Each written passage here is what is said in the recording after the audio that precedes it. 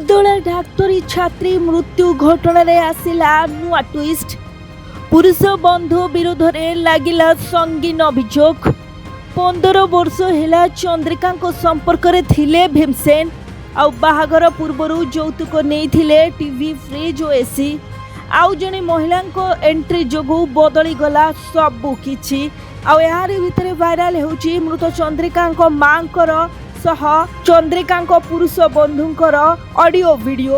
ମୁଁ ଆଡେ ଭାବୁଛି କି ମତେ ଲାଗୁଛି କି ମୁଁ ଏତେ ଖୁସିରେ ରହିପାରିବିନି, ତ ସେଥିପାଇଁ କେମିତି ରହିବି ଆଗକୁ ଏତେ ଦିନ। ଚନ୍ଦ୍ରିକାକୁ ତମେ କଣ ଭଲ ପାଉନି କି ବାପା? ନା ଆଣ୍ଟି। କାହିଁକି?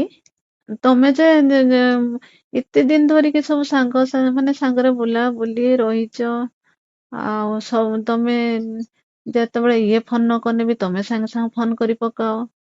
ଆଉ ସେଟା ବାପା କଣ ଥିଲା ତମର? ଆଉ ମୁଁ କଣ କିଛି ବୁଝିପାରୁନି ମୁଁ। ସେ ଭଲ ପାଇବାଟା ଆସୁନି ଆଉ ତା ପାଇଁ ସେଇଟା ହଉଛି ପ୍ରୋବ୍ଲେମ। ଆସିଥିଲେ ତ ଏମିତି କିଛି ଅସୁବିଧା ହେଇନଥାନ୍ତା। ବାକି ସେଟା ହିଁ ମୁଁ ତାକୁ କହୁଥିଲି, ଆଉ ଭଲ ପାଇବା ଯଦି ରହିବନି ପୁଣି ଆଗକୁ ଆଉ କେମିତି ରହିବା। ଯେ ଏତେ ଦିନ ଧରିକି ଯେ ତମେ ତା ସହିତ ବୁଲିଲ ରହିଲ, ସେଇଟା ତ ଆଉ କଣ କୁହାଯିବ? ଭଲ ପାଇବା ନ କୁହାଇକି ଆଉ କଣ କୁହାଯିବ? ଶୁଣିଲେ ତ କେମିତି ଥିଲା ସମ୍ପର୍କ ଚନ୍ଦ୍ରିକା ଆଉ ତାଙ୍କ ପୁରୁଷ ବନ୍ଧୁଙ୍କ ସହିତ। Bureau report, Biraja news.